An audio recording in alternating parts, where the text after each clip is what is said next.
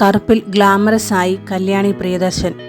LA അവാർഡ്സിൽ കറുപ്പണിഞ്ഞെത്തി Kalyani Priyadarshan.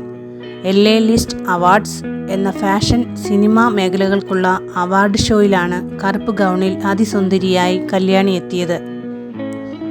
Rising star awards സ്വീകരിക്കാനായാണ് കല്യാണി എത്തിയത്. ബ്ലാക്ക് സ്ലീവ്ലെസ് ഡ്രസ്സാണ് LA അവാർഡ്സിൽ കല്യാണി ധരിച്ചിരിക്കുന്നത്. മിനിമൽ വർക്കിൽ എംബലിഷ്ഡ് സ്ട്രാപ്പോടെ സൈഡ് സ്ലിറ്റുള്ള ലോങ് ഡ്രസ്സാണ് കല്യാണി അണിഞ്ഞത്. ലോകയുടെ വിജയത്തിന് പിന്നാലെ കല്യാണിയുടെ താരമൂല്യം വർദ്ധിക്കുകയാണ്. ഇതിന് പിന്നാലെയാണ് LA അവാർഡ്സിൽ കല്യാണി എത്തിയത്.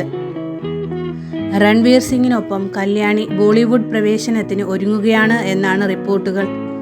സംവിധായകൻ ജയ് മീത്ത ഒരുക്കുന്ന പ്രളയ എന്ന ചിത്രത്തിലൂടെയായിരിക്കും ബോളിവുഡ് അരങ്ങേറ്റം. സോംബി സർവൈവൽ ആക്ഷൻ ചിത്രം എന്നാണ് സൂചനകൾ. ലോകയുടെ വിജയമാണ് കല്യാണിയെ ഈ അവസരത്തിലേക്ക് എത്തിച്ചതെന്നും റിപ്പോർട്ടുകളുണ്ട്.